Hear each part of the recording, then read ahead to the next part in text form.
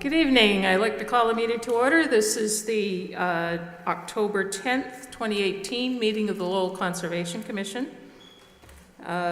We have a lengthy order of business. First, with continued business, is the enforcement order given to Stephen DeRosa for 146-148 Alma Street, and it concerned paving on land subject to flooding in a floodway and within 100 feet of Beaver Brook.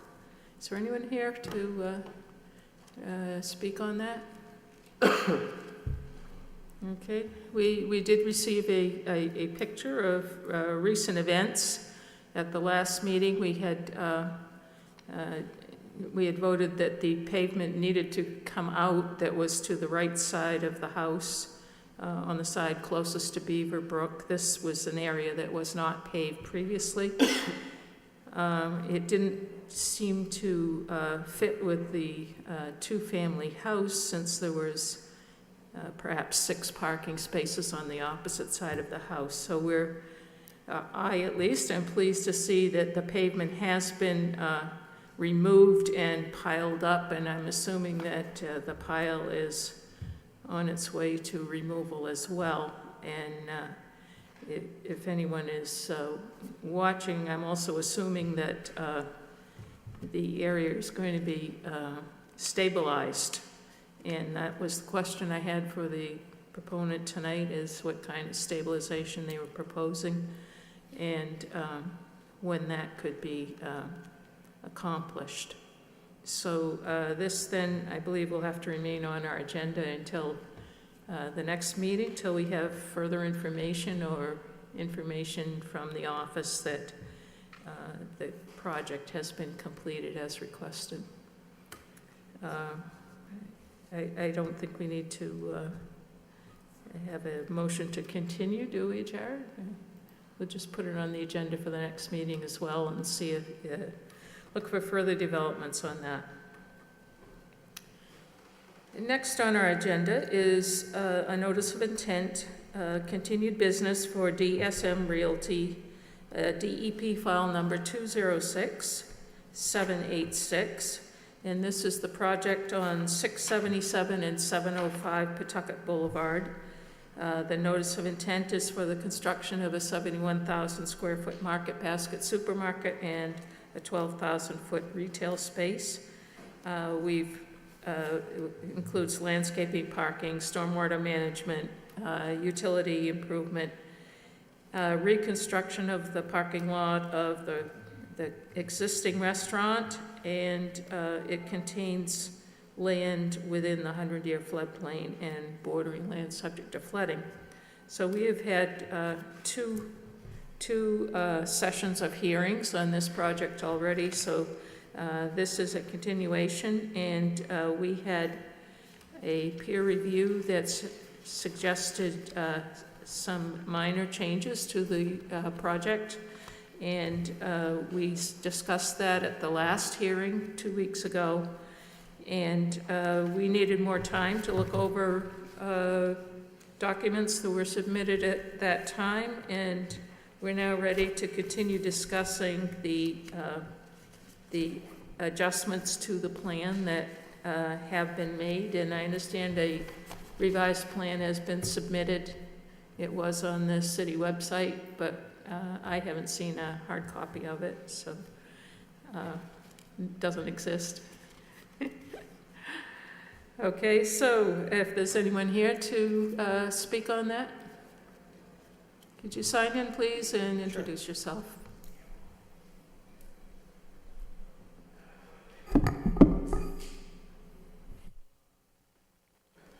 Good evening, Eric Gerard, civil engineer with VHB. So just to give you an update of where we're at, we submitted the revised plans last Friday, showing the changes based on both the Planning Board and Conservation Commission peer review comments and staff comments to address those comments. And then later on that afternoon, I talked with Paul Chisholm with KNA, the peer reviewer, and he asked us to take a look at the test pits within the bottom right, the southeasterly infiltration basin, just to confirm, there was some different information on the mounding, or the test pits. So after reviewing it, there was one mix-up between myself and our soil evaluator on that elevation of the TP13 and I believe it was TP11. It was the northerly test pit in that basin, which is going to raise the groundwater by 0.25. So our bottom of basin is coming up by 0.25. So that's why we don't have a full response to comments package.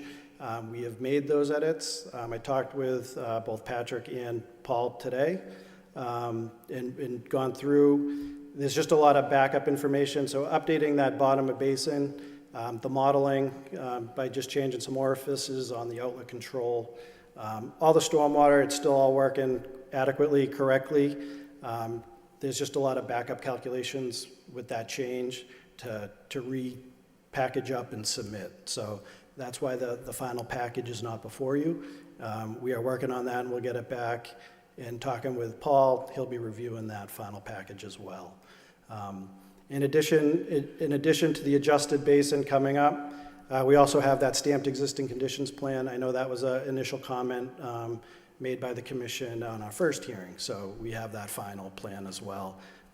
Nothing's changed on that except for some, they had to reconfirm just the abutters and all that prior to stamping. So that's the update. We have made the changes, we're confident in the changes, and we're going to be resubmitting. So we'd like to, if you have any further questions on the plan at this time, we can certainly answer them. Okay, so is this something that you plan to submit for our next meeting? The revision to the... Correct. So we'll certainly get it in, and if the peer reviewer, yeah, they'll be looking at it and submitting a final letter confirming, our results showing that change to the bottom.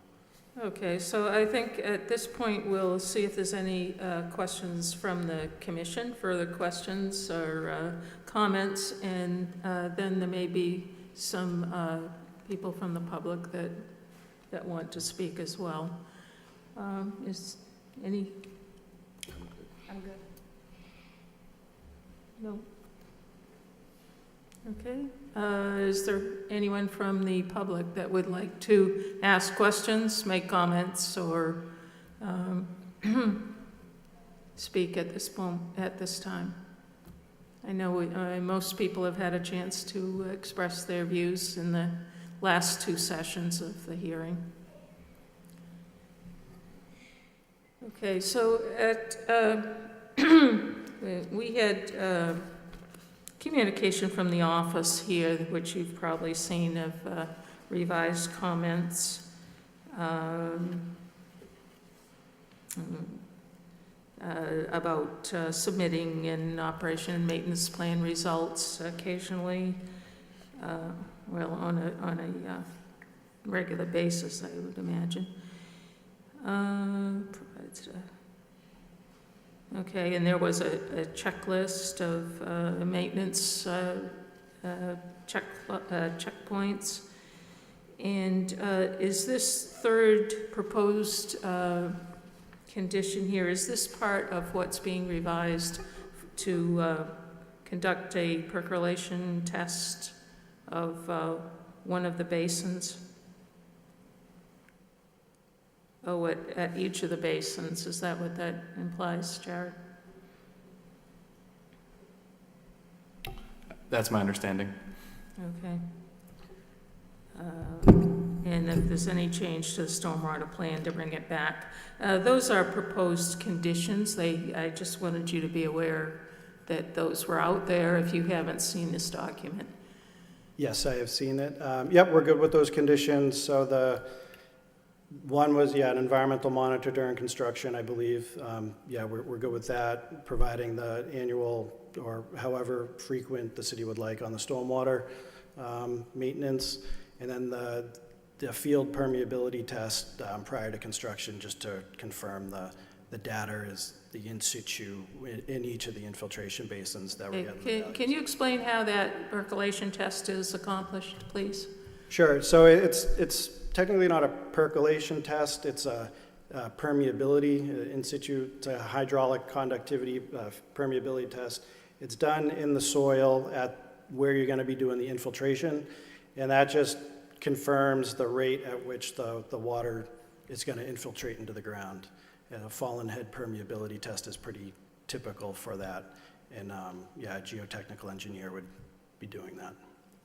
Okay, so even if you're going to then move materials around during construction of the basins, you are using either a similar material or a material that are already on site to construct the basin? Correct. To get an accurate assessment, since we are going to be removing some of the material, we'd want to do that first so we know exactly what we're infiltrating into, because we don't want to infiltrate into the bad fill material that's currently on the top.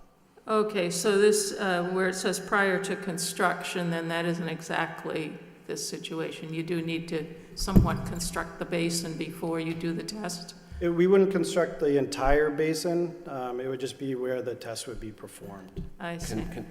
Good. Just ask a question, or I should say a clarification. Basically, you'd be excavating to the depth you're planning to build your infiltration basin, and then prior to putting in your PVC piping, crushed stone, or whatever you may be, part of that construction, you'd be testing the soil below it through a percolation test to make sure that the water that's discharging through that infiltration gallery actually will be, the water will actually percolate into the ground below it, correct? Kind of, yes. The regs don't like to call it a percolation test like you do for a septic field, so they want to see the in situ field permeability test. So yeah, it would be done at the elevation of where we will be infiltrating, so the bottom of our basin. In some instances, our bottom of basin, we need to excavate further beneath that because it's not the greatest material. So we want to make sure we're going to have that final material there so it's representative of what's going to go in. But yeah, we're going to dig out the bad stuff, put in the good stuff, and then, run the test. Yeah, So he's not necessarily changing the location No. of the basins. No. The basins are gonna be where they are. It's Right. just if the soil's poor underneath them. you'll they're have to gonna bring dig in further this. down and put suitable material for infiltration. No. Yeah, and we can certainly have the city engineer out there. I think that would be a good thing, and everyone sees it, we're good. So you actually will have the results before you construct Backfill. the basin? Certainly. Yeah. Yes, And those are submitted to our office and the engineers? correct. Okay. All right, we have everything, I think, that the peer review picked up, the office picked up, the city engineers picked up, as far as it's been reviewed in several places, and of course you did the original plan, so I think what we're waiting for now is just that final revision. And is that something that we probably want to continue until our next hearing date in order to get everything necessary into our order conditions? Great. Yeah, I was gonna try to submit it, but I didn't want to do that last minute again, so that it Right. packaged up. We appreciate that. Perfect, and then, yeah. So you'll be submitting us new plans, you'll come to the 24th meeting, and then you have the planning board meeting, it's November 6th, right? The 5th, I believe. The 5th, Correct. okay. Mhm. Okay, so hopefully, I know you guys wanted to finalize stuff with us before planning board, so. Yeah, that's the goal. Okay. So this additional 2 weeks, I think it benefits. I'm glad the peer reviewer saw that, not during construction, and yeah, it's definitely a good thing. So you're basically gonna come back with plans that address all changes based on the peer review, and then also based on the planning board? Correct. Okay, so what we get on the 24th, that's what's being submitted to date? Yes, And there'll be PE stamped and for the record and all that? absolutely. Okay, Yep. great. So we could, hypothetically speaking, at that point, close the public hearing and then issue the notice of conditions with special conditions. That would be That would be your intent, right? wonderful. Yes. All right, got it. Thank you. And as a board, I don't know if besides these 3 conditions, do we even have any conditions that he could change prior? We haven't seen the final plans. But anything so that we know of that would change the design to date, I don't think we have. I actually haven't thought about conditions yet Yeah. myself, so. Okay, I think we can think about those once we see the final plan and bring those thoughts to the next hearing. So, may I have a motion to continue? So with that, I'll offer a motion to continue this hearing to the next meeting on October 24th. I'll second. Seconded. Any discussion? All those in favor? Aye. Thank you. Motion passes. Thank you.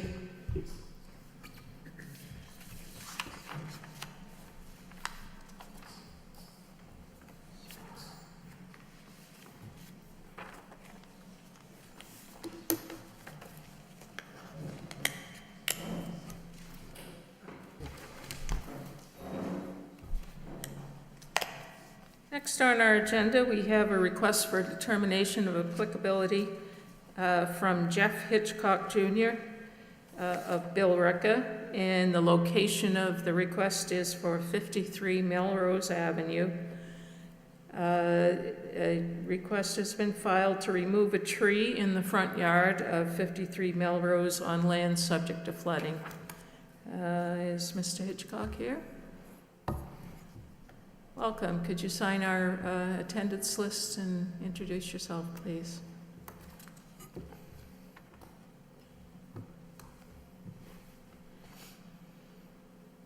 Good evening. I'm Jeff Hitchcock Jr., property owner of 53 Melrose Ave, and I'm just here to get permission to remove this tree that we have some pictures of in front of the property here. And as you can see on the upper picture, the left side of the tree is missing and came down last winter. And I don't think that the tree is going to make it through another winter. And I have obviously tenants there with the cars and all that stuff. So I'm asking permission to remove the tree, and I would like to replace the tree and put a new tree in its place. Yeah, well, that tree's got good age on it and is missing many parts. I notice it's also hanging over most of the utility lines that go into your house, so it would seem to be the right time to do that. I actually really don't want to take the tree down because it provides some really nice shade for the house, but, you know. Yeah, well, it's got a beautiful color to it, too, in Yeah. the fall. Yeah. I think the replacement with a similar tree is a good trade-off. Any comments from the board? What are you gonna do with the stump? Are you gonna? I haven't really thought about it. Is there a preference? I mean, we tend to like it left in place, right, to stabilize. Yeah, well, Is it here? rather not have a huge excavation, if you wanted to grind it down and then stabilize it, I don't think that would be a It's not on an problem. embankment. It's just a really flat area there. I don't think it's I think it'd just be ground. I don't think it's an erosion risk there. Do you plan on planting a new tree right there? I would like to have it on that side of the house. Yeah. So as it matures, it will provide the shade that this one, has continued to provide. I don't think I'm going to be as close to the house, but there is a little bit of yard right next to this tree over to the right, as you can see, kind of in the corner. The septic and everything's on the other side of the house, so I wouldn't have to really worry about, the tree getting in the way of that. But I really would like the tree on that side of the house. But I think, excuse me, I think that, that's your choice, a tree for a tree, and Yeah. you really have septic still, huh? Yeah, you have septic still? no, I have Sewer line, Yeah, I do. anyway. It's on, Okay, but it's on the other side, correct? All right. Yeah. Okay, well, I don't have any concerns with removing this tree. It's been there a long time, but it is probably only going to get worse rather than better. Yeah. Do we have a motion to? I'll make a motion to issue a -3 determination. -3 would mean that it's in a resource area, but it's not going to impact any of the resources that we're concerned about And certainly if you're willing to plant a replacement tree, that's would probably be a condition of our -3. That, Certainly. and I think we can leave the type of tree up to you. I'm thinking a red maple at this point. Well, that is a red maple. My wife is thinking a red maple, so I think we're going to go with red maple as long as you all approve, so. Right? Good choice. Okay, And it's great. also a wetland tree in case the floodwaters come back. I did look that up, so. If it would do as well. So I'll second that motion. Okay, motion made and seconded. Any more comments? I had a few comments Go ahead. about the tree, the replacing the tree. Have you talked to a nurseryman or anything about the choice of the tree? Because looking at your property line and where the wires are, there are certain regulations in planting. You have to think a mature tree. 25 feet, if the tree is going to be 25 feet as it matures, then it has to be 15 to 20 feet from the foundation. And then it has to be 60 feet. If it's a 60-foot tree, then it has to be 35 feet from the foundation, 15 feet from utility poles, and then if it matures to 20 feet or less, it has to be 5 feet from the driveway. So my concern is maybe you may not see this if you sell your property, but then you're going to have the same problem again. Do you know how the depth of your lawn area, from the curbing, can you guess 15 feet, 8 feet, 12 feet? From the house to the road, Yes, as it shows here in the picture, it's probably about 15 feet, 15 I'd feet. say. So I would suggest that you would take that measurement, how far you want it, 5 feet from your foundation, and go and speak with a nursery person and tell them where your utility poles are and kind of let them suggest a tree. It may not be a red maple. You may have to do with some sort of ornamental, maybe a Japanese maple, which it would have that beauty, but you could also prune it to keep it manageable, because they will grow large too, but you would have some, I know you're looking for shade, and that's not really a shade tree, but I honestly think that if you do the maple, you're gonna have that same problem. Okay, All right, so my suggestion is please contact a nurseryman and with your measurements, take this picture and they will help you out instead of just saying, oh, I'm gonna put a red maple there, okay, okay? certainly. Bonnie, can I ask, what were you reading from, the zoning, or? No, as far just basically a horticulture handbook, when you look at trees from the National Arbor Society Oh, okay, Foundation. all right, I wanted the source of it. Yeah, there are trees that are more vertical towards the bottom, but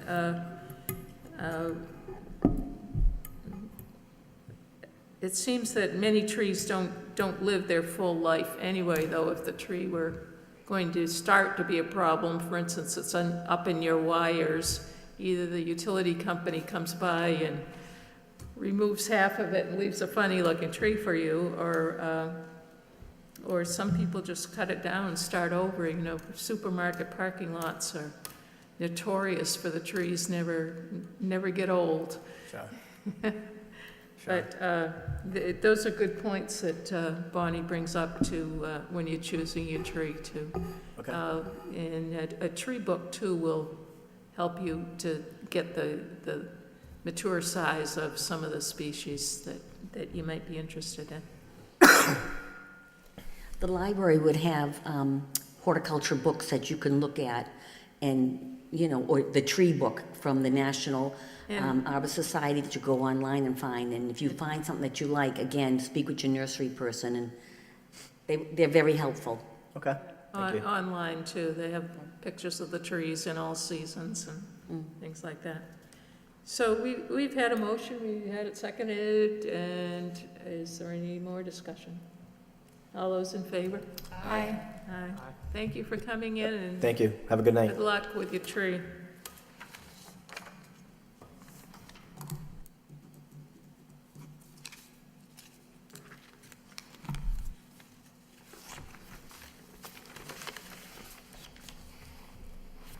Okay, we have next a request for determination of applicability from Joseph Townsend of 35 Acton Street. Mr. Townsend wants to reconstruct an attached deck that's located within 100 feet of a bordering vegetated wetland.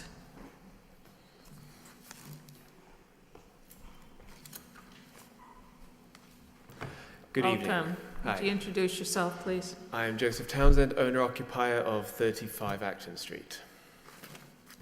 So I was out at Acton Street today, and we actually have two items here from Acton Street tonight, so I spent a little time there. You had a deck on your house. I remember I was on the board when those houses were constructed. Yeah, they And all we have, had discussion at that time of the decks. And tell me what you're wanting to do now with your deck.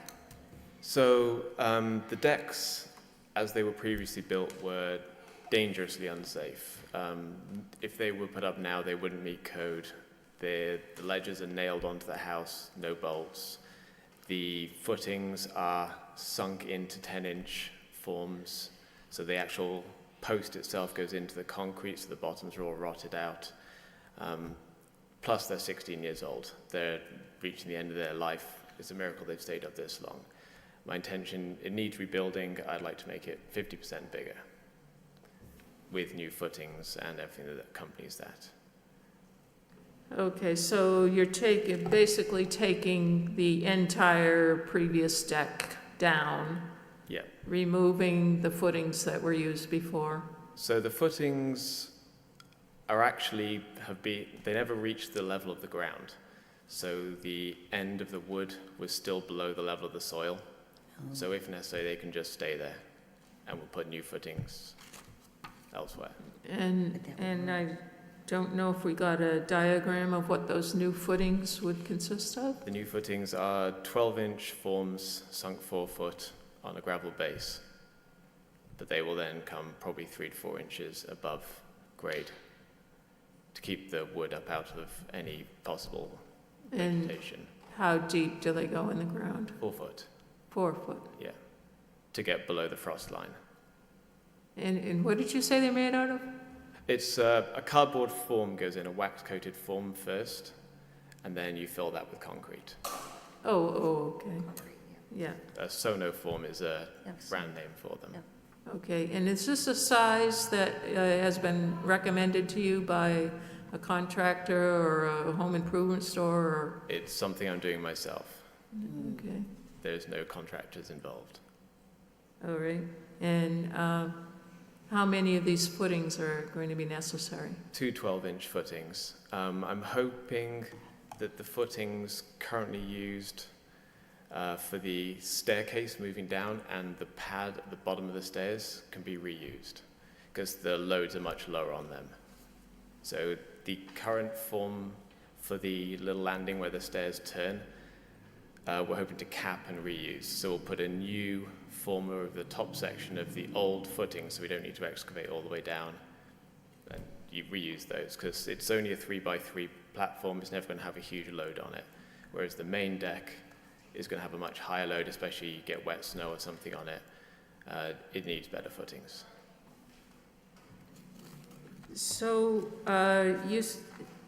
apparently this deck is going to be somewhat larger.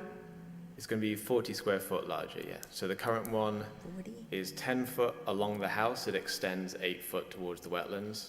I'd like to keep the 10 foot so I don't have to alter the ledger in any way except attach it to the house correctly, but extend it 12 foot out towards the wetlands.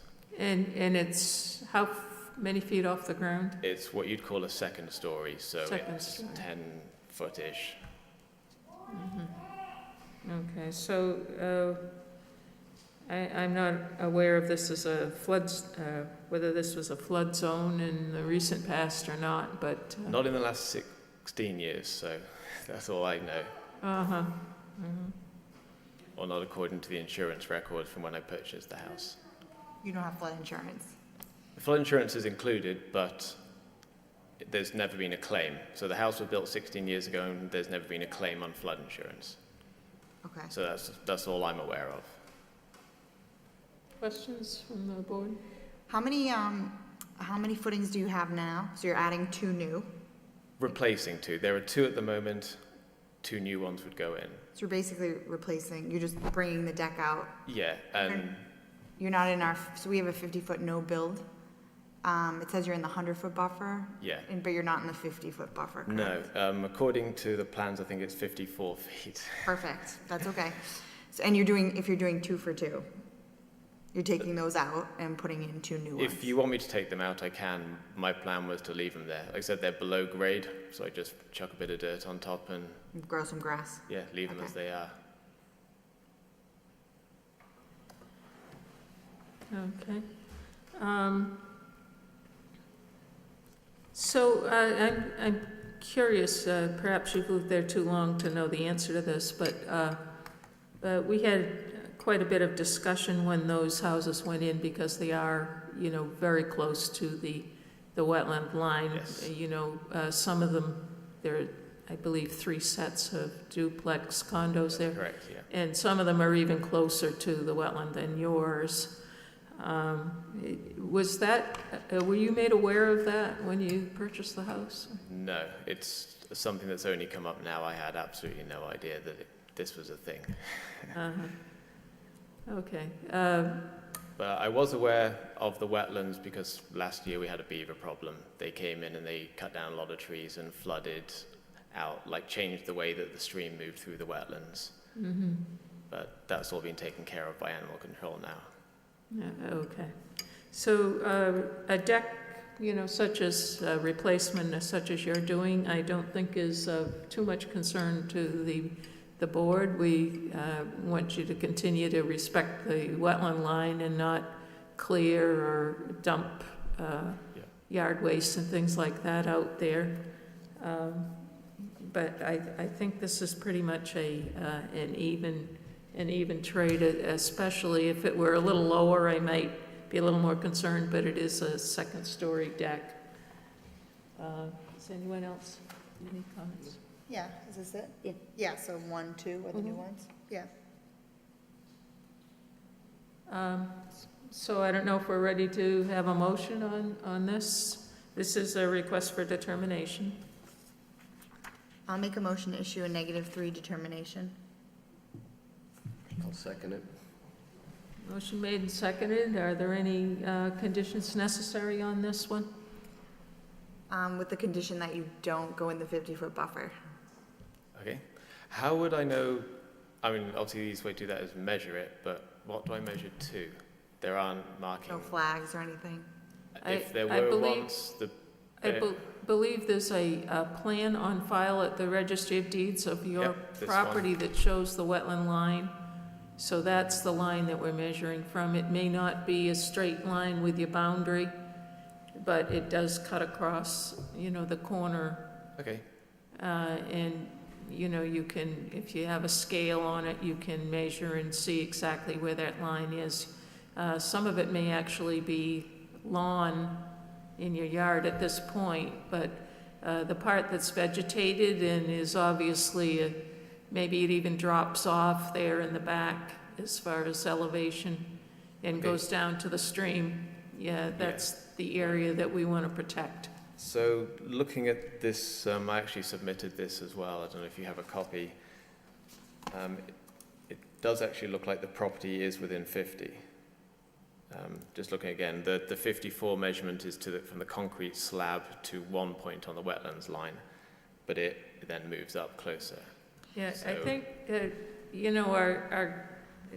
we're more concerned with, structures rather than, Footings. Okay, so the no rather build than wouldn't support. count. Yeah, to actually be consistent with other rulings we've done, we've actually bypassed the bylaw to accommodate residents doing exactly what you're doing.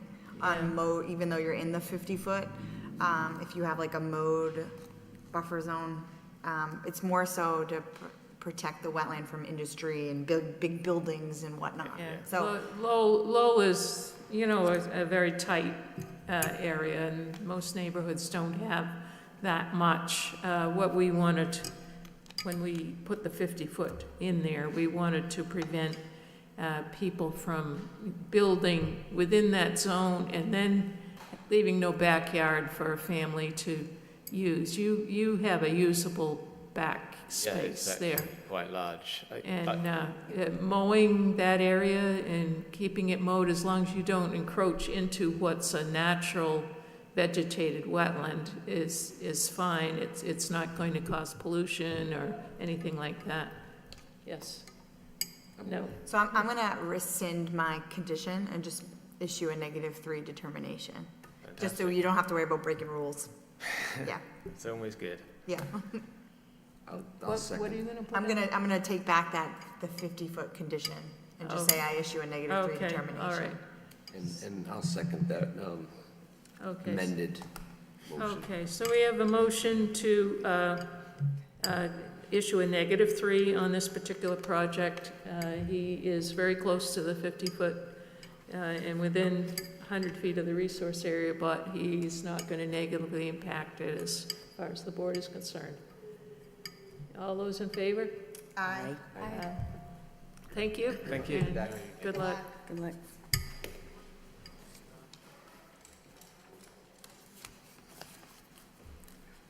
Okay, next we have a determination of applicability for trans gas, 87 Industrial Ave East. It's a request for a repaving project within 100 feet of a bordering vegetated wetland. This is a project that has been here several times in the past, a company rather that's been here several times in the past. And it's a tight site with a wetland running through the middle of it. So it is of concern to our commission. Could you introduce yourself, please? Thank you for coming. Thank you.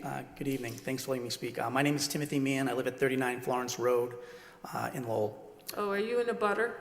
I am not. I'm the vice president of Transgas. Oh, okay. I just happen. I'm sorry. I thought that was a nearby street or something. No. I just Okay. happen to be the vice president of the company, and I've lived in Lowell for 50 years. So Okay. I do have okay. interest. It's not like I live outside of the city. Sorry, and welcome again. Thank you. I just want to say Transgas is a transportation company. We're proudly celebrating our 50th anniversary in Lowell this year. We have over 100 employees, and we have over 110 vehicles, which are tractor trailers, on the site. Our goal is to stay in Lowell for the next 50 years. We have 3 main reasons for paving this area. The first one is the safety of our employees. These 3 areas, they're on the diagram, are parking areas for our employees and our equipment. Outside of the fenced-in area, we have 10 parking spots. The rest are all inside, and where the employees park right now, the area isn't paved. Unfortunately, we've had too many slips, trips, and fall incidents, and some, unfortunately, severely. So over the last 4 to 5 years, we're a transportation company. We have a low profit margin. We've been trying to save to repave the area. We are looking to pave into these areas, again, that's one of the main reasons. We've sanded, we've put up signs, but employees continue to have accidents, especially in the wintertime where the water sits. It doesn't flow, it doesn't move in those areas. That area is highly compacted, so it becomes icy. We bring a lot of sand in for that area to try to make it safe for the employees. We put the sandwich signs up that say icy conditions. We do a lot. Our tractor trailers, when we back them up to, towards the fence line, where they get in and out, they're just off of the paved area. So when they're trying to get in and out of those tractors, which is tough to do, they're using 3 points of contact. They're a lot of times stepping in areas that have already been rutted from the equipment going over it.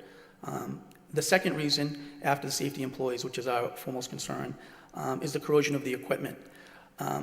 It's parked over the constant moisture. We have on our trailers, we have called pressure build coils underneath. Those have been having an issue about getting rotted out over the years. Our trucks, we're either very busy or we're not that busy, so our equipment can stay there for a certain amount of time, and the moisture continues to come up. We've got them fixed, and our vendors have said to us, we don't see this with any other equipment. They came out and looked, and they said that this could possibly be a concern, and they've said, you should try to get that paved to reduce the moisture. The third is the growth. We are growing. In our 3 to 5 year plan, we're looking to purchase more vehicles and to hire more employees. So I'm humbly asking that you approve the application, and thank you for your time. Thank you. Thanks. Evening, David Beati, Greater Lowell Engineering. I produced the plan for Transgas. In a nutshell, there's 3 areas that we're proposing to resurface that had not been otherwise prior. They are actually accentuated on the colored plan that I've presented in magenta, and our plan is to intercept any conveyance of stormwater flow from these areas with the addition of grass swales that are shown here in green. I would be happy to answer any questions with respect to this plan. I know this is a tight site, and it always has been.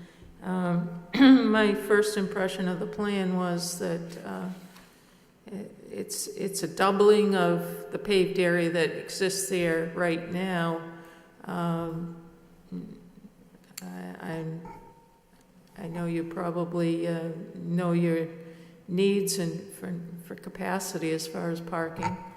I'm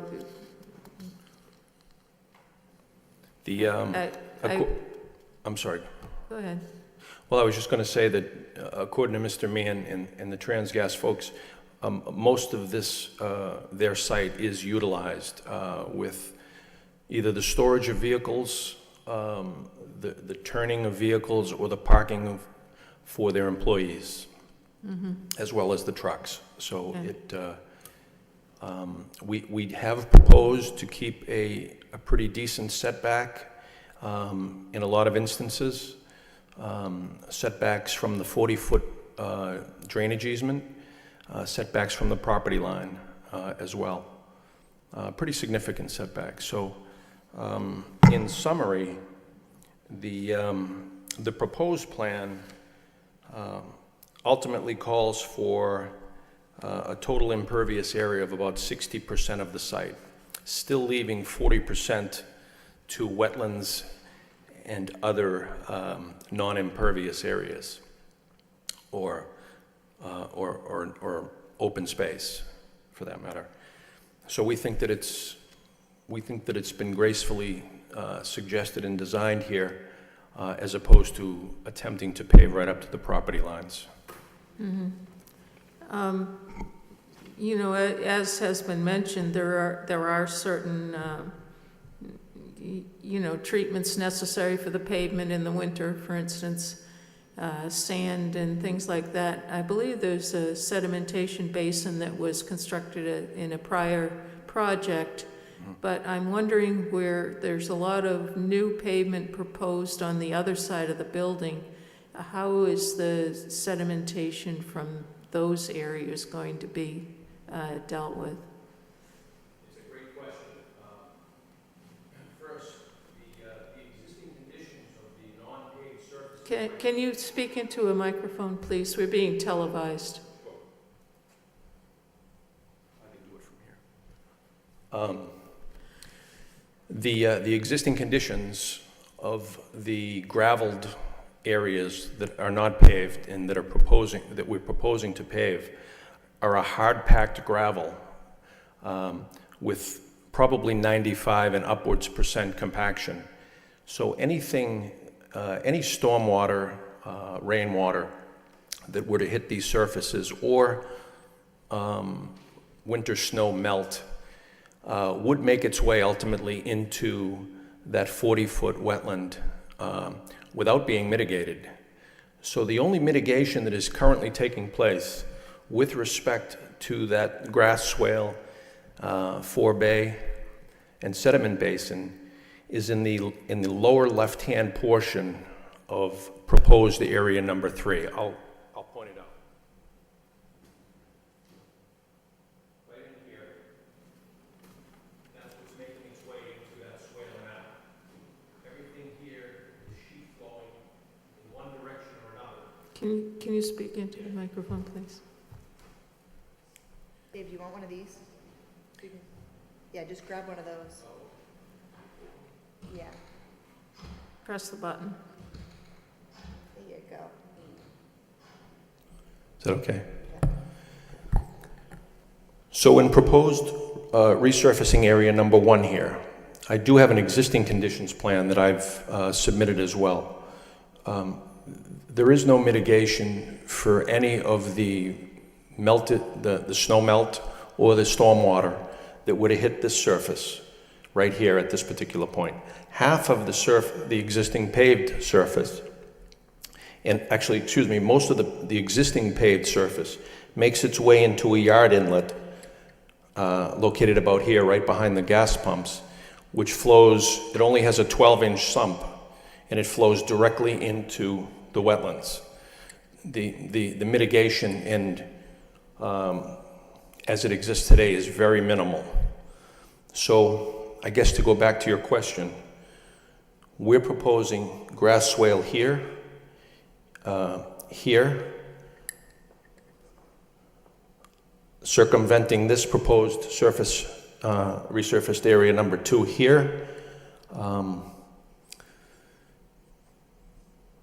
And we plan on attempting to utilize the existing swale and sediment forebay and sediment basin with redirection with a pavement break here, which is in yellow.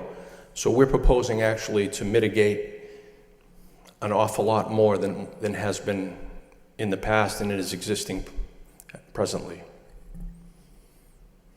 But as far as the sediment, does that end up in the grass swale then, if there's sand, for instance, spread in the winter? So the plan is to intercept a large amount of suspended solids as well, including sand. But we're proposing to include the maintenance of these swales as part of an existing O&M plan that is on record and that is addressed twice a year by Transgas. And I think we've attached a copy of that O&M plan with our submission.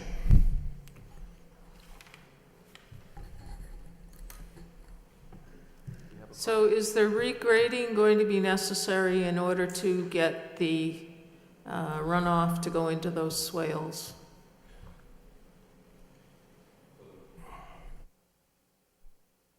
For the most part, we're going to keep the slope to the site as it is. There's only a couple of areas here where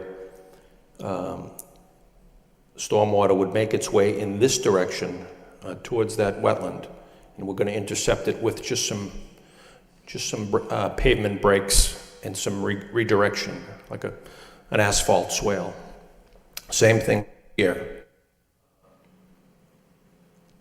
For this portion of resource area number 3. So again, existing conditions, sand, sediment, suspended solids makes their way directly into the wetlands for the majority of this site. We're proposing to intercept this with grass swales, maintain it twice a year, clean it out, and hopefully we're going to protect the health of this resource area much more than it is today. I didn't notice any snow storage designated on the plan. Where is the plowing going to end up?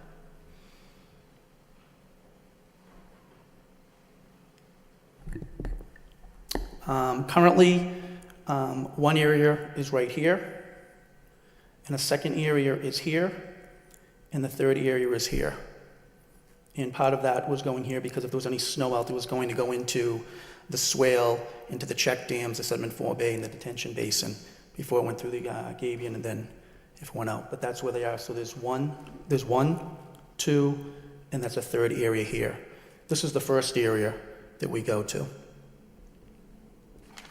So is that going to block any flow that might be necessary in those swales, or? No, This one definitely doesn't.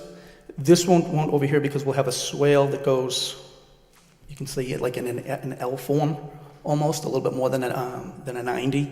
And it's up on this area is where it goes when we plow it towards here. This one over here might be a little bit of this swale, but what we can do is we can look at it, and instead of putting it like this, we may be able to put it up into this area more so that it would go more towards the swale. Does that make sense? So instead of blocking the swale, which is a good point you just brought up over here, instead of putting it like this, we can make it more like a square this way, and then it will flow that way. Because right now, that's the way that this flows. It just flows right, when it does flow, it usually just sits there until May. By the time it starts to go down, and we have heavy rains, it just sits there, and this section really just flows that way towards the street. So is any, at the present time, is any of the stormwater flowing off of your property? Not much, no, because it just sits. This area and this area, which are two of our main parking areas for our employees, it just sits. So basically, you'd lose that smallest area in the winter for parking? That's what happens, yeah, and that's what happens now, correct. I mean, what we're doing is we're really giving up, I guess, 4 to 6 feet almost around this part of the property, that part of the property, especially over here to put that swale in. And we're doing that, to protect anything from going into the wetlands. As it is right now, I think we're doing a lot more mitigation, as David mentioned, than what's happening. All we have now is this swale that's right here that when water comes down from this entire area, it flows this way. But the rest of the property, this really sits, that sits. And this right here, even this actually kind of flows this way. You can see, I've been there for 15 years, and you can see how it kind of flows this way towards that outlet. Okay, so did you size that swale according to a particular storm event, or? We sized it with, we made an assumption as to what would look good there, and we then calced a 2-year, 24-hour storm and realized that a combination of our swales, the forebay and the sediment pond adequately cover that need. Or a 2-year storm? Mm-hmm. And that was suggested to us from Mr. Stewart from wastewater. Okay, questions from the board?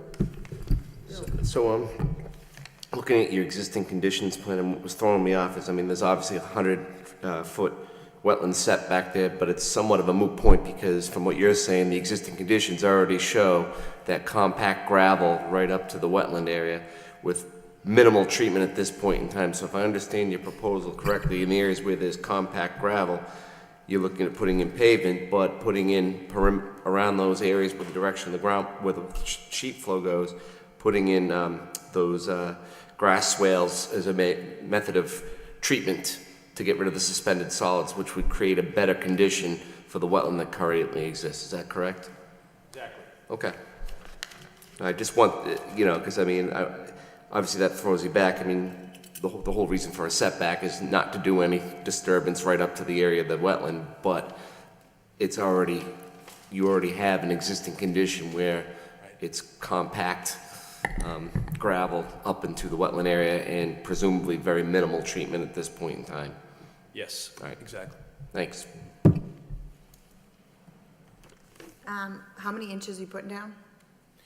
The proposal right now is for a 5-inch reclamated binder and top. So it's the proposal is to reclaim the pavement that's there, The gravel?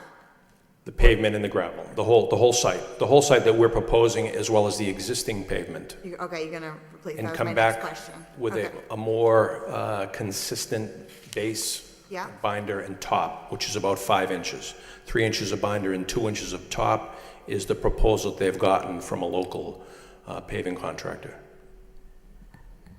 So you're gonna take everything off, reclaim it all, bring in new compaction, fill if you need it, compact that, or are you gonna compact what's just there? What's there, exactly, Okay. yeah. And then do 3 binder and 2 top? Yes. And I'm assuming you need it to be that thick because of the weight of the trucks? Yeah, okay.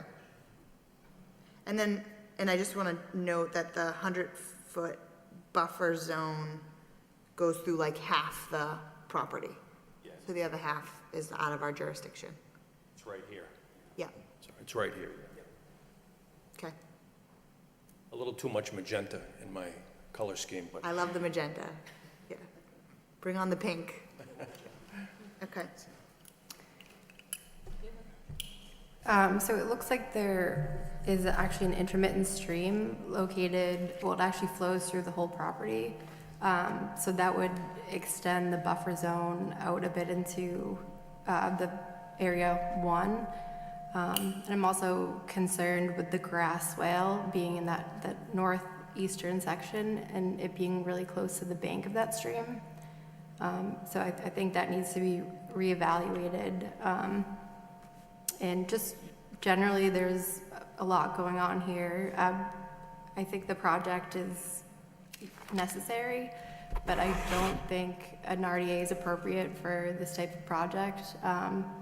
In the request, you asked whether the work is subject to the Wetlands Protection Act, and I would say that it is, and that a notice of intent needs to be filed. And may I ask, what information should we provide or would be provided in the notice of intent that you would not get here with this complete plan set in the RDA? That would be the stormwater report and stormwater checklist. We have a lot of, the application kind of came in piecemeal, and at this time we have no way of knowing whether the project actually meets the standards, the stormwater standards. In what respect those standards, if you don't mind me asking? Since this is new pavement, it would have to remove 80% TSS, peak attention rate. Understood. And I mean, we did propose 4 grass swales. We have a grass swale, a sediment pond, a 4-bay that's out there now that we're trying to increase its usage. I'm thinking that we're really accommodating an awful lot of that TSS removal here. Again, we have no way to know. There's no calculations to back that up. Okay. Can I ask a question on top of hers? Did this go to the town engineer, and did she have any stormwater comments or questions? This went through Christine and Mike Stewart. Okay, And I don't believe that they, actually it started with the engineering department and it was deferred to or referred to wastewater okay, and for review. the city engineer had no comments I'm not sure. about additional information? Not that I'm aware of. The city engineer came out we had the city engineer first and somebody from wastewater, and then the city engineer referred everything over to wastewater. To Mike? Yeah, and Mike's approved this. Mike Stewart. Right. We've had a couple of meetings with Mike, Tina, and Christine, and we've followed their lead and their suggestions and provided them what they wanted here. Okay. But we believe that we have their blessing on this. Didn't you also say that there's an existing O&M plan for stormwater, and that you were looking to integrate this into that plan with twice-a-year cleanings? Yes. Yeah, I can speak to that. That's what we do right now with the swale that we have. We do it whenever it needs to be done, but we look at it on a weekly basis. We do more than what's there. We have mechanics who are out in the yard, management mechanics, and they check that once a week. And they clean it out. And all we're doing is adding that same plan when we put the original swale in, and we're just doing the same thing that we do there, we're gonna do with the other swales. To keep it, keep the grass 4 to 6 inches, make sure it's cleaned out. The problem I'm having with the presentation is that we received a number of documents just this afternoon, and many of our commissioners didn't get a chance to review those as of yet. And in fact, I did not get a chance to review them myself. So the questions I was asking really were just of a general nature from what I had seen previously to, I'm not even sure I've seen the final revised plan of this project. So I'm not prepared to decide one way or another whether this is requiring a notice of intent or not. I do tend to defer to our stormwater engineers here usually when something comes up of that nature. I understand that this business is in a very tight spot physically, that you have a lot of need for your parking, and I'm not generally against this project. It's just that I feel I haven't had a chance to review everything that you've submitted to us, and I wouldn't want to look at it tomorrow and say, oh, I didn't get a chance to ask that question. That's something we should have known. And I'm not sure whether it's of, I'll leave it to the board. Do we feel that we could improve this project or manage this project or any better with information from a notice of intent? I did ask if any of the stormwater was going off the site, and you said no. So I think we're concerned mostly with the sediment control, I would think. I don't know. So. Yeah, there definitely are stormwater concerns. They're doubling the amount of impervious surface out there, and I noticed that, yeah. You have to wonder where that water is going. Can that stream, which is only 4 feet wide, handle the additional water that's being directed towards it? I don't know. I really think that there's too many. It's too complicated of a project to issue a negative. Yeah, I am a little surprised that it is a request for determination of applicability, because I think we've had notices of intent in the past for the work out there. May I, Ms. Farnham? So the difference between the revised plan that was submitted last week, or resubmitted last week, and the previous submitted plan is we only called out some attention to some detail with respect to the existing oil-water separator to the north of the building and the yard inlet that is capturing most of the stormwater from the existing paved surface now. And we provided a small calc, stormwater calc, like I said, the 2-year, 24-hour calc. And again, conditions right now, there are no mitigating conditions. Once this stormwater decides to hydraulically make its way off these graveled surfaces, it's been carrying a tremendous amount of suspended solids directly into the wetlands. This project proposes to better the situation there threefold. So I think what we're struggling with, and it's a trade-off, on the one hand, if you look at existing conditions and what's being proposed, we talk about the overall footprint. While technically we are going from, more pervious surface to less pervious surface. From what you're saying, it's mostly compacted gravel. It's not pavement, but I'm willing to bet the infiltration rate on that compacted gravel is pretty low, and that's why you got a lot of sheet flow with suspended solids going into the existing wetland area. we've had people estimated at about 98%. So Yeah. with that, I think what it really comes down to, the benefit we get is if we went the notice of intent, you would probably have more of a quantitative stormwater assessment. My sense is, and correct me if I'm wrong, is you did more of a qualitative assessment, talking with the city, getting their opinion on, what type of storm event. I think you said 2 year, 24 hours. I'm sure you did the calculations, kind of the back of the envelope, but it's, not to the level of detail you would have through a notice of intent, and I get that. And so I think what it really comes down to is the individual comfort level each of us has as individual commissioners. I, for one, giving current conditions out there, and knowing that we're not talking about an undisturbed area that you're looking to pave, but a previously disturbed area with compact fill or compact material being replaced with pavement, but adding into that BMPs to get rid of TSS. I, for one, would feel comfortable addressing that under a RDA. Understood.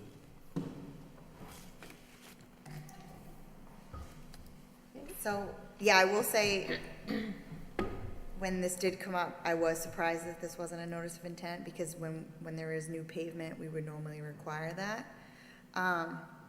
But I am very passionate about accommodating residents and small businesses.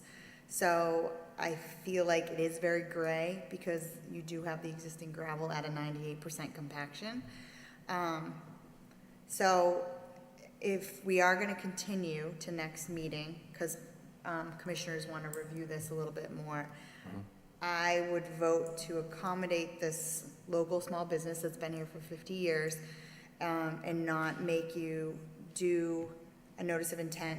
But if you could maybe come in with some, yeah, like a technical memo addressing those stormwater concerns that we would want in a notice of intent.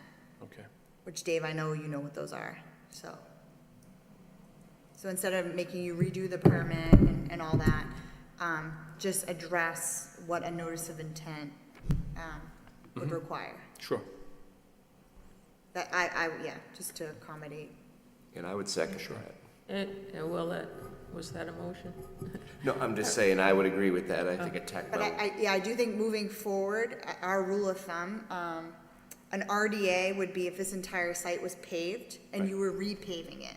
Right. Because you're adding new pavement, this does trigger a notice of intent. I understand. We always, reach out for the suggestions of the, the department, and we did follow their lead on this one. Okay. So it was their suggestion that we go the RDA route. Certainly, we can go the other route. We may not get it paved this year as a result, but we will certainly go in that other direction. And I can certainly hit the ground running with this, first thing. Well, I think going the other route, the information that we need, you could supply in a tech memo. Mm-hmm. Right? Are you okay? You seem to have done, a lot of the work ahead of time here. I just have a question of the additional information. Does that include more storm events, or what would it be that he would be I submitting? think it's a 2-year storm, right, in the Yeah. stormwater regs? Has he given us the 2-year storm? Yeah, he did a 2-year, 24-hour 24 hours. storm. Yes, I believe so. I would also, all resource areas need to be shown on the plan, so that stream should be field located, just so we know there's no conflict between the swale and the stream itself.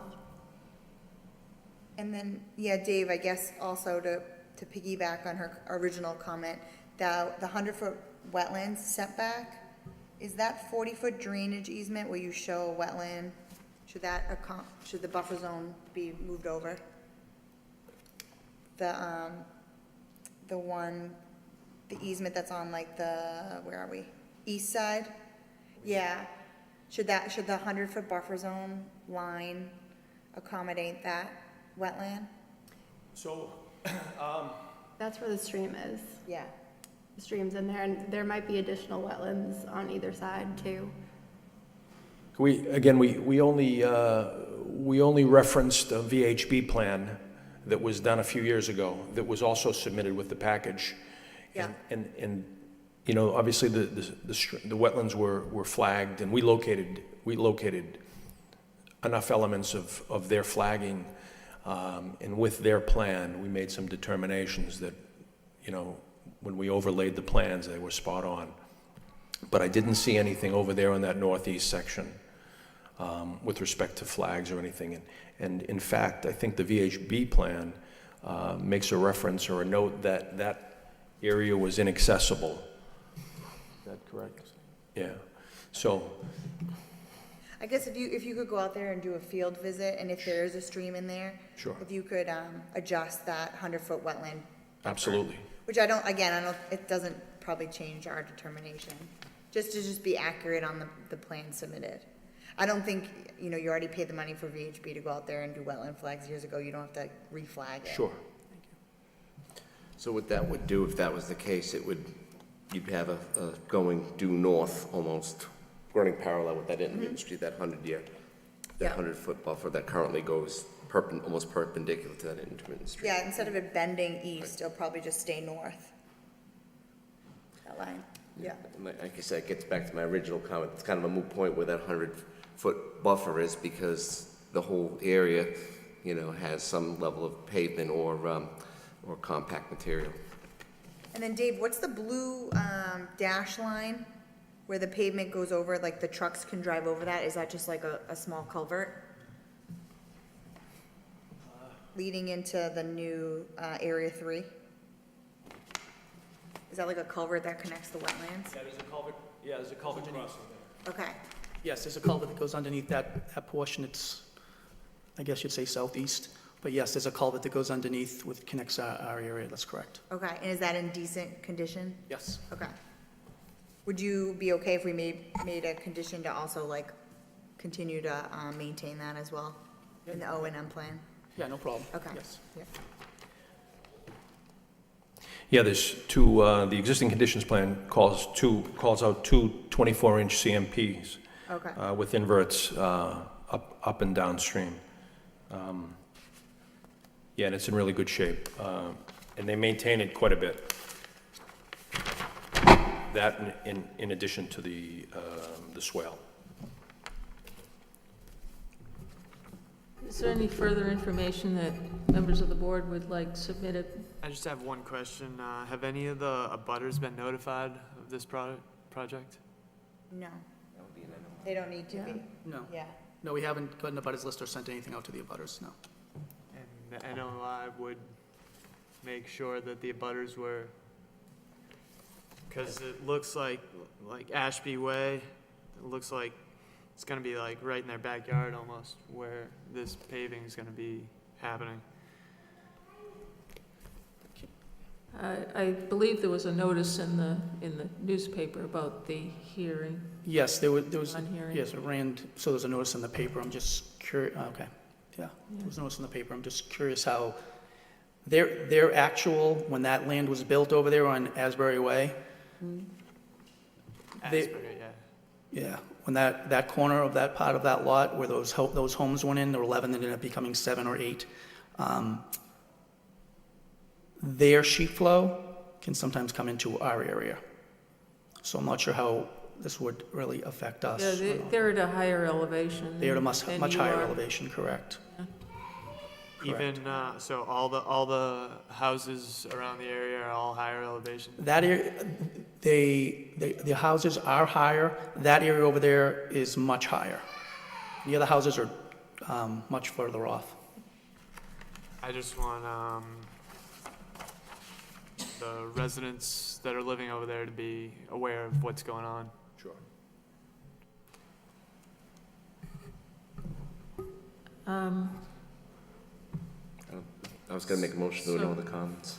Okay, if there's no further questions at this time, I would ask if anybody thinks of anything, perhaps we could go through the office and notify Dave so that he could perhaps address that.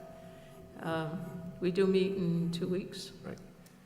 And at that time, we should have had time to go over all, if you could get this in like before the day of the meeting, that would be much appreciated. Sure. Sure. So with that, offer a motion to continue this RDA request until the meeting on the 24th, with the condition, obviously, provide a tech memo in advance of the meeting that would kind of give a little bit more of the assumptions that went into this qualitative analysis for stormwater management, you know, the 2-year, 24-hour storm. I think I heard also just, you know, make sure certain features are verified, like the intermittent stream, and adjust the 100-year setback accordingly if need be. And I think if there's anything else between now and then that we think of, we'll go through Jared and the city to kind of get back to you, so you know, you have that ahead of time. Great. Thank you. Thanks. And then, yeah, I want to add, including the 80% TSS removal and the peak attenuation rate. And Caitlin, do you have anything else? Anything else, Caitlin? Not that I can think of. So that's the motion. Okay, motion made and seconded by, Did you second I'll that? second. Do we need a motion to advise them to continue with an RDA? I don't know, I thought we always Are we did. all, Well, I don't think it will hurt. if you guys, yeah, if you guys still have your opinions, you know. Well, we perhaps need a motion in order to discuss it. Caitlin, does that satisfy what you were concerned about? I know a lot of people. I would probably still want to see an NOI. That's just what the Wetlands Protection Act regulates.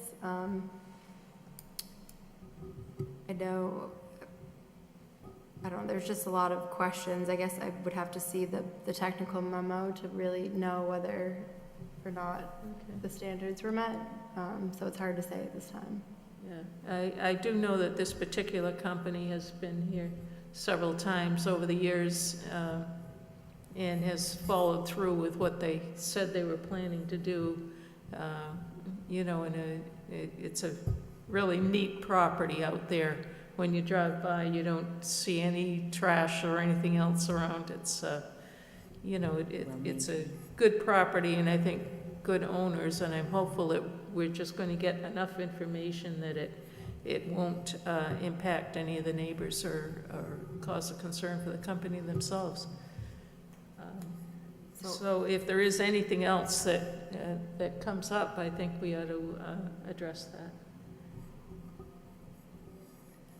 Okay, and a vote on that So I'm continuation? gonna vote or make a motion to advise you to continue with the RDA. Again, I feel comfortable with that because Mr. Stewart and the city have approved stuff to this point. And then again, I just have a soft spot for accommodating small businesses, and I don't want you to spend extra money that sometimes isn't necessary, so. And I would second that, and I would say, if there's a disagreement, you know, when we have our next, we can certainly have a vote on it to decide if someone doesn't feel comfortable with the RDA versus their notice of intent. You know, we can, after reviewing the information, take that into consideration and then vote on it at that time. Okay, so we had a second motion to advise the applicant to continue and add further information to the RDA rather than a notice of intent. Made and seconded. All those in favor? Aye. All those opposed? Do you oppose? No, You oppose us, Caitlin. You don't have to agree everything. Okay, Okay. all right, so we'll see you in 2 weeks. All right, thank you. And I think we just need a vote on that motion to continue as well. Oh, What's that? We just need a vote on the motion to continue as well. I thought that was built in. I thought that was the first. I'll make a motion to continue to the next meeting. I'll second it. Okay, and all those in favor of continuance? Aye. Aye. Thank you. Thank you.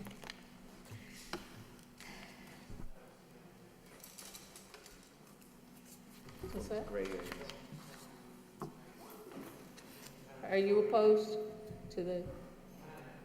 Yeah, you should. All right, well. Are you abstaining? No, we put it until next week, Right. so now Right. we need to think about it. Exactly. Yeah, but, Okay. yeah, but I guess if your issue is like, your issue is notifying the residents, it's like that. It's almost like you gotta say tonight that that's your issue. You can't like say that it's still the issue next week. All right, Dave, we Yeah. might have an issue. Is that okay? I mean, again, and then. Wait. Don't, at the end of the day, we're gonna vote on whether we agree to go with the RDA, or we don't agree with the RDA and we go with the notice of intent. And it really comes down to two issues. One, the level of detail. Do we have a comfort level with the level of technical detail to go with the RDA route? And, you know, do we have an issue with the formal notification of butters or not? And if the answer to either one of those, is that certain members may not have a comfort level with either the level of technical information provided through the RDA or the informal notification and lack of a formal notification that goes through a notice of intent, then I would say we make our vote at that point in time. But we don't have to decide that tonight because No, but what I'm trying to say is the information that we're gonna get next week will address the stormwater standards. there's no additional information next week that are gonna address the butter notifications. Okay, so this is the discussion that we hoped we would have had, after the motion was made and seconded. Do we have a substitute motion? Well, it won't be a substitute. We've already voted. Would you like to make a motion, Kevin? No. I'm not making a motion. Okay, all right. We, in the course of a notice of intent, there would have been a butter notification required, and we're really treading very close to the notice of intent line here as far as the type of information we're accepting. I think we're kind of trying to accommodate, because in my mind, the end result will probably be the same, whether it's a notice of intent or a request for determination, that we're requiring all the things that we would have required for the higher level of application. So the only thing I didn't ask, I also didn't ask if there were any people that wanted to speak for or against this. We're not required to do that for request for determination either. Did you want to speak for or against this project? No, I work at Transgas. Okay, well, you could still speak if you'd like to. I'll say one thing. I've been there for 11 years. Introduce yourself. Oh, excuse me. My name is Ron Bevins. I've been with Transgas for 11 years, and I just reiterate what Tim said. This is mostly for our employees' safety. It really is. And as you notice, that property is immaculate, well maintained. We do everything right, so hopefully that's taken into consideration here. Okay. And I must apologize to everybody for the uneven and chopped up manner in which we conducted this particular hearing. I think we were a little overwhelmed by all the submissions, and then, the question of, how are we going to handle this? So it's not our normal way of dealing with the public, and I apologize for that.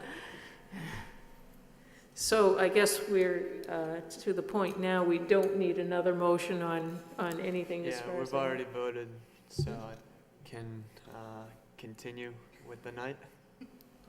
Okay. All right, thank you for coming in. We'll see you next meeting.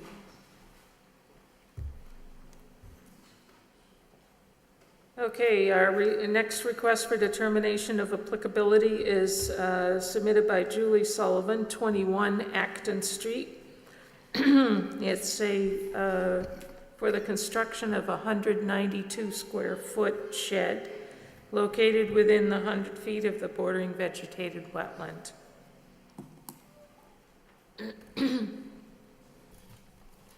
My name is Daniel Foley. I live with Julie Sullivan.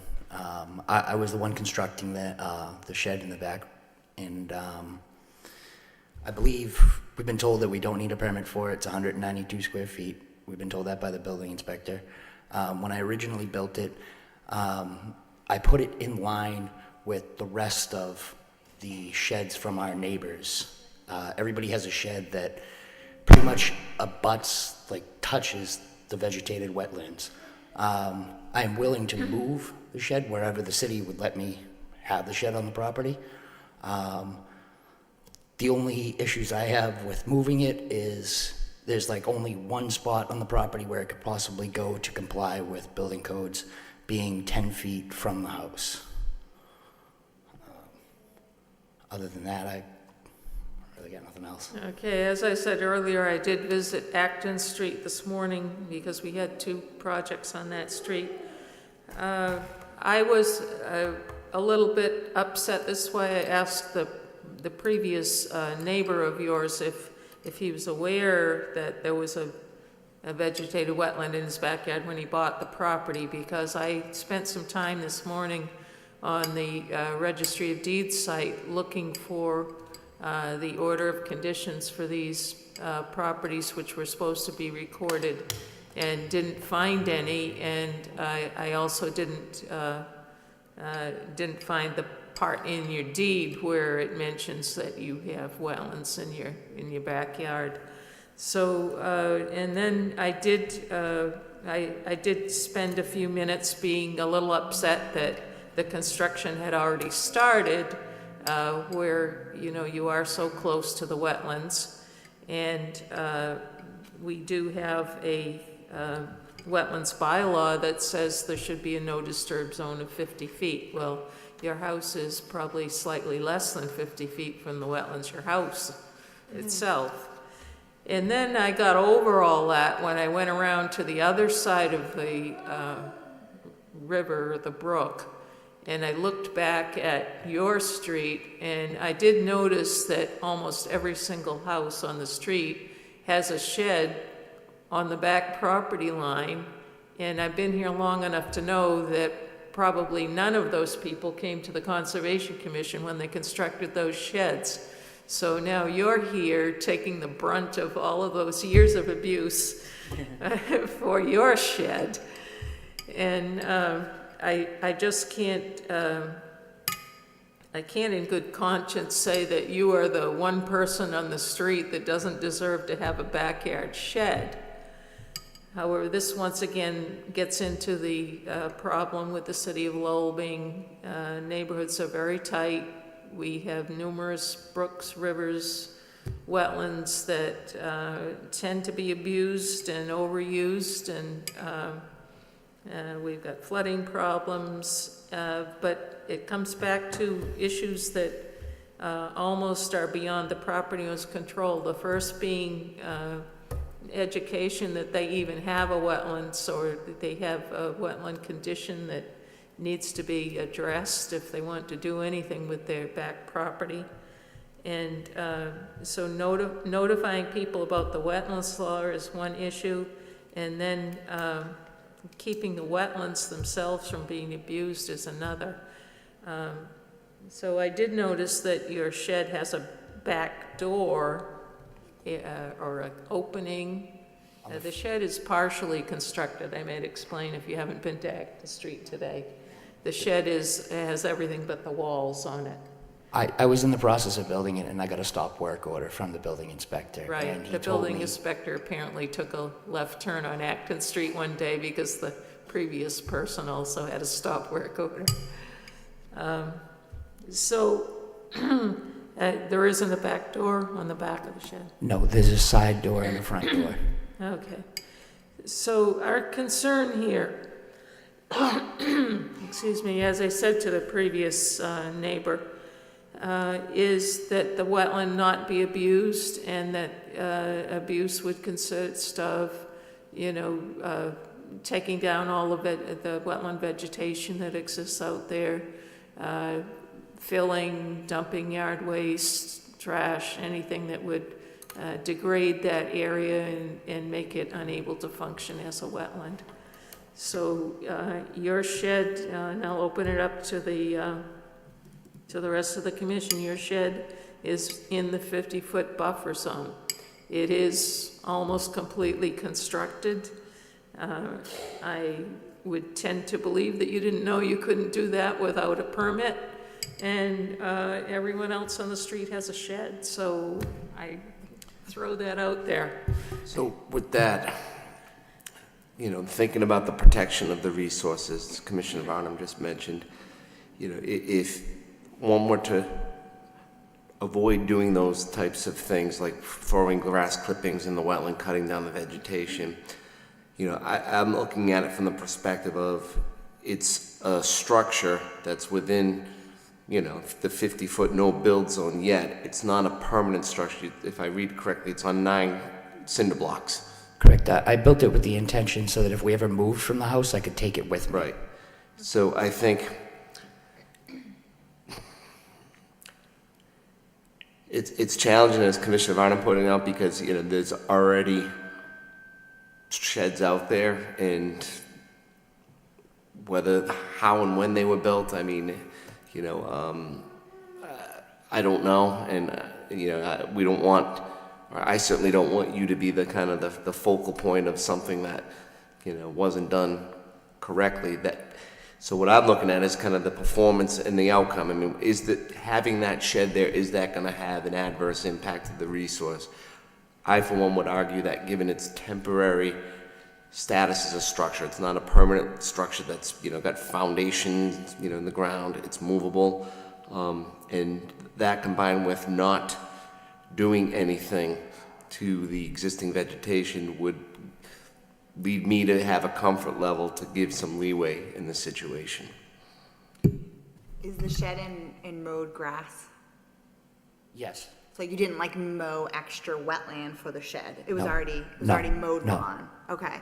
Yeah, again, we'd have an issue if you did like a poured concrete foundation for the shed, but because you're in cinder blocks, I think it's fine. And then, yeah, to be fair for everybody else, I don't think we're gonna go issue enforcement order. It's either issue enforcement orders for all these sheds or accommodate, somebody who's actually coming and getting a permit for one, so. Once I realized I didn't need a permit, I didn't think there was any problems there because, like, again, all of them are in a line right there, and I was just mimicking what all the neighbors were doing. So I thought that I was being a good guy and behaving by the rules here, but I got stopped, so. And again, mowed grass, even though you are in a 50-foot buffer zone, when you are mowing the grass, it's, yeah, so, I'm good. I concur.